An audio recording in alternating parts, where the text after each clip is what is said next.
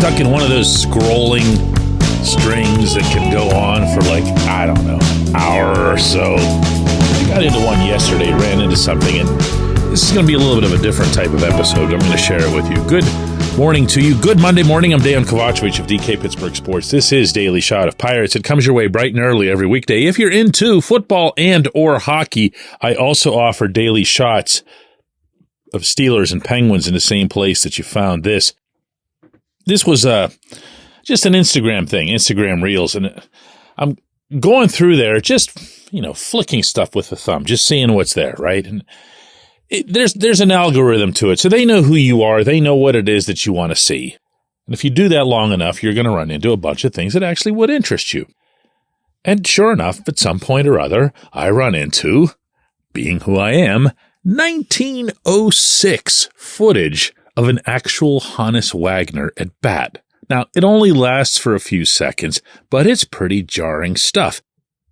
Being that, of course, there's very, very, very little footage of any kind of baseball from that far back, much less someone who's this important to both the Pirates and to Pittsburgh.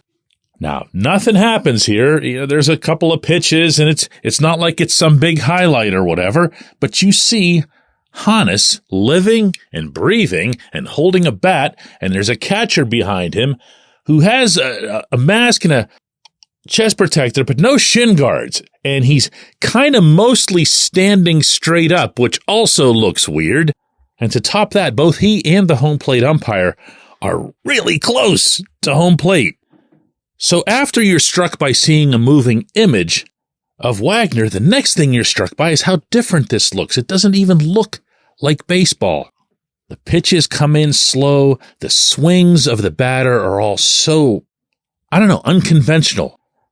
And yes, your mind wanders and wonders as to whether or not this guy really was the greatest of the great. And it's at that point that I have to catch myself and remind myself of my own personal policy when it comes to comparing between eras in anything, and that's that it's only relative to how that individual or that team or that moment fared against its own peers. That's it. That's it. The truth is, that form of baseball, if you want to split it into two words, as a lot of people used to do back then, was every bit as true, not more, not less, than the baseball that we watch today, than having the automatic runner come on in extra innings, than having aluminum bats or ash bats that are lighter and can move through the zone faster, or all different types of baseballs, or the way the balls are stitched and the way the pitchers can grip them, or the substances that they're allowed to put on them. There's a great video of Wagner from the 1930s speaking, which really blows you away, by the way. Just do a Google search on it, Hannes Wagner talking, in which he refers to how hitting is easier in these days rather than those days because you didn't have the pitchers applying the spit shine or the moonshine to the ball. So even they had to deal with their own form of cheaters, whereas, 20 years ago, it was the steroids cheaters. The game changes, but the one thing that doesn't change and can't change is that the fairest way to evaluate them, again, comparing era to era and saying who is the greatest of all the Pirates, the reason that I never even hesitate, flinch, think twice about it being Wagner is that he was so far and away best in class at the time that he played. And there's nothing else that anyone of any era can control. Wagner hit 300 or better 15 years in a row from 1899 to 1913. Again, regardless of what your era considers to be a good hitter, and it's starting to feel like it's 250 anymore, 300 has still always been a benchmark. In that time, more importantly, Wagner won 8, count them, 8 National League batting titles. No one else in franchise history was the best hitter in their league 8 times. Led the National League in doubles 7 times. And remember, this was when doubles were the power, not home runs, doubles. Led the league in stolen bases 5 times, back when stolen bases were an enormous part of the game. You were just looking for ways to cover all 360 feet, get all the way around. And even if you transpose Wagner statistics into modern statistics, meaning numbers that weren't tabulated back then, but could easily be tabulated just by looking at the results, he would have led the National League in slugging percentage 6 times, on base percentage 4 times. And on top of all of that, he had a reputation as being a very good shortstop. In 1936, when the Hall of Fame was created, they made the very, very cool decision to induct only 5 players. Now think about what they could have done. You're just getting this thing out of the ground. A half a century of professional baseball had already occurred. And you decide, rather than inducting, 20 or 30 of them, which you easily can do, easily, they chose 5, just a handful. They chose, and if you've never heard this list, sit down for it, Babe Ruth, Ty Cobb, Walter Big Train Johnson, Christy Mathewson, and the Pirates' own Honus Wagner.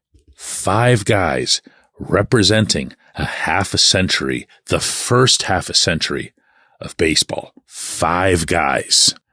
There's no one, not even the truly iconic, legendary, every other adjective that you can add to Roberto Clemente's name, who matches up with that. That's not a knock. Clemente himself was a National League MVP in 1966. He was a World Series MVP in 1971. He has his own greatness and great numbers and everything else, but he was never considered to be the greatest player in his league for close to a decade. And beyond those 2, I don't have anybody that I can mix in at all.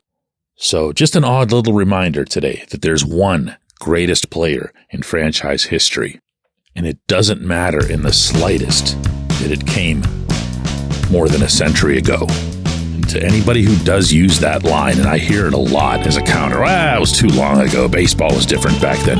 Do you want them to say that about Clemente someday too? When we come back, J1Q.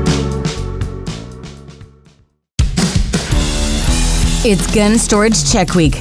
Help prevent unwanted access to your firearms. No one wants their unsecured gun to be used in an accident, a suicide, or a crime. Use lockboxes, safes, and locks to secure your firearms. Learn more at gunstoragechek.org. That's gunstoragechek.org. Brought to you by NSSF, the Firearm Industry Trade Association. Abandoned ship, Bob. Sell the team. Are you a Pirates fan who is angry or apathetic about our perennial losing baseball team? Do you feel helpless because you don't know how to make a difference? Well, good news. We have something you can do about it. Join our Sell the Team movement. We're a group of passionate fans voicing our frustration and demanding change through billboard campaigns, press outreach, protests, and involvement at local city government meetings. Go to OurTeamNotHis.com to get involved.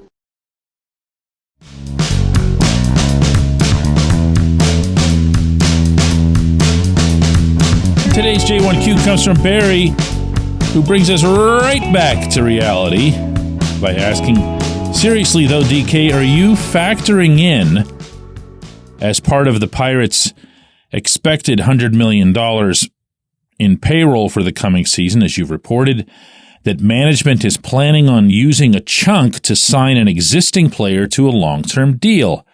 If that's the case, they need more than $100 million allotment to make this a playoff team. I'm not looking for loopholes here, Barry. I'm not looking for... I don't care. I don't know how much clearer I can make this, that the reporter covering the subject matter doesn't care if they follow through on it or not. I'm reporting to you what I've heard, okay? I'm not looking for ways to see whether or not they're going to attach asterisks to it or whatever. That's not that's not something to me. I don't care. I don't have an invested interest in this. I really don't. The $100 million payroll is where I'm told it'll be. Now, I've shared with you that the only tabulation that I ever take seriously when it comes to payroll is the amount that was actually spent, meaning the amount at the end of the year, not the amount that they have on opening day in Miami. That doesn't mean a thing. That just means that's the added up salaries of the 26 guys that you've got ready to face the Marlins on that night. That's it. That's not actual money spent. I want to see actual money spent.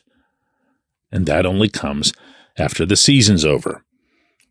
Now, if the Pirates do, as you bring up here, give a big chunk of payroll to say, signing Paul Skeens to some monster extension, and he gets some kind of, signing bonus or big bump from the amount of money that he's going to make this year, which will be around $2 million. Great. What's the problem with that? That's not cheating anything or anybody. That's just payroll. That's all. No one's. Let me state something here that's really general about this team that I don't think a lot of people realize.